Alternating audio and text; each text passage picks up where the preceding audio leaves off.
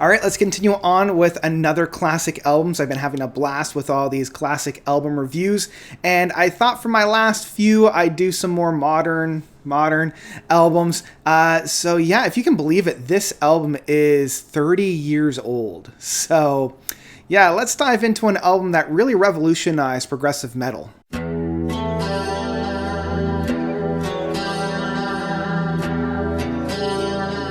Images and Words by Dream Theater. So, Dream Theater, again, with all of these, I don't think they really need an introduction.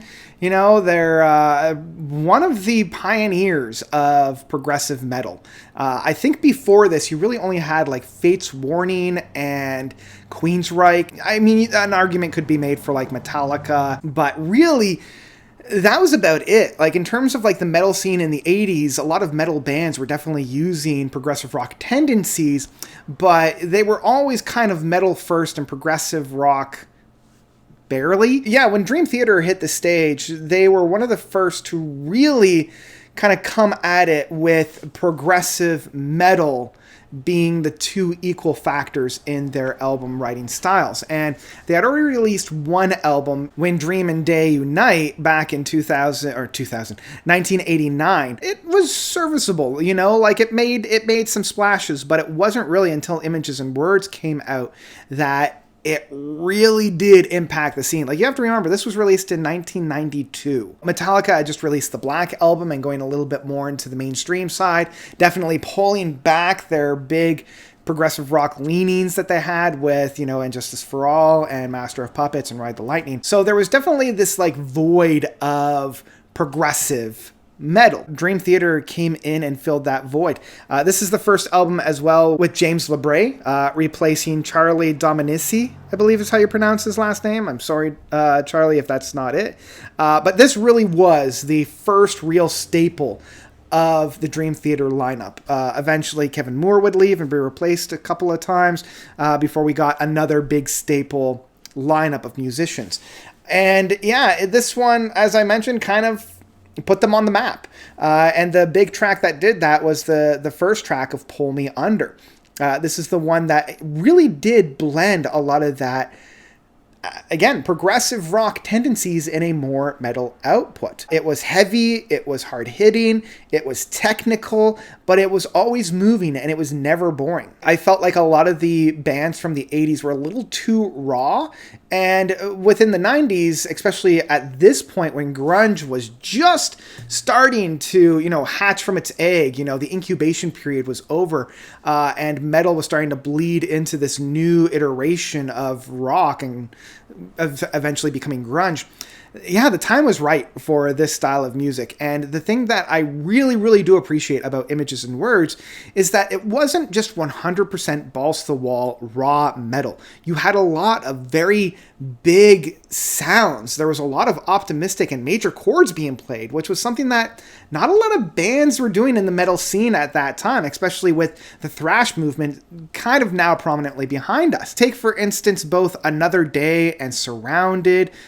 Take the Time, a little bit of Learning to Live. Like, a lot of these tracks have this more jovial approach to it. Like, having metal and joyous be in the same sentence was something unheard of, you know, and not a whole lot of bands were doing that. They wanted the metal, they wanted it to be raw, they wanted to be aggressive, and this was one of the few bands that was showing you don't have to do that. I mean, take for instance Another Day. You know, with any other band, this track would have been just kind of a light-hearted ballad that a lot of the hair metal bands were doing at the time, but without it being overly melodramatic. Like, you had this metal dramatic, you had this amazing commanding of guitar presence that John Petrucci brings to the table.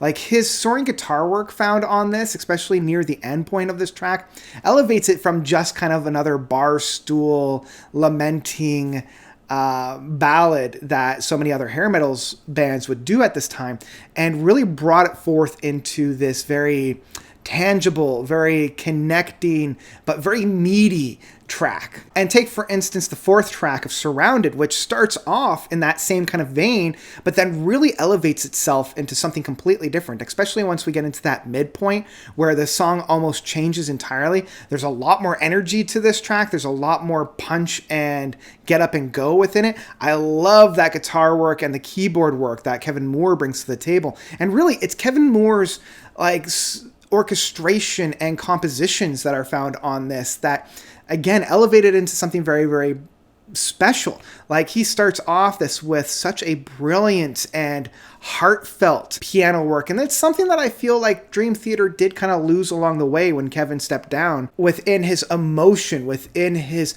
heart pour that's found on this. Like, that very crystal clear emotive strike is found within this, and I love how it blossoms into this big joyful approach by the end of the track. And I mean, I skipped over Take the Time, but let's talk about that. John Myung's bass work on this is so prominent on here, and I feel like John has kind of stepped back a little bit in the mixing and in his prominence in the band, kind of on subsequent albums. Like, it was so prominent and juicy on this track, where we have that bonk, bonk, bonk, bonk, and it like really ties down the track. And I love where this track goes. I love how both meaty and like heavy this track can be, while also balancing this very airy and light-hearted aspect of it. The band is able to balance both sides so very beautifully, and I gotta bring it up to James LeBray's vocals on this track are heavenly. He has never sounded better than he has on this track, and I love how it's able to build itself up. Within the 8 minutes on here, it covers so much different groundwork. It has such a beautiful journey within this track, and every time you think, okay, do they still have anywhere else to go and explore? They show that they do. And that ending piece is just so beautiful.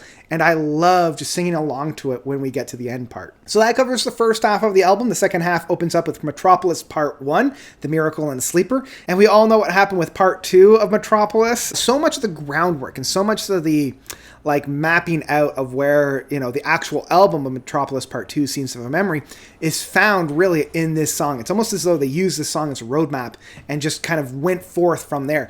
And that really goes to show, because that's my favorite album from them. And I just love how meaty and how hard-hitting. Like, even though the first half was fairly light and airy at times, this one is bringing it back down and being very meaty, very raw, and how technical this track is. I haven't even talked about Mike Portnoy yet on drums. Holy jeez.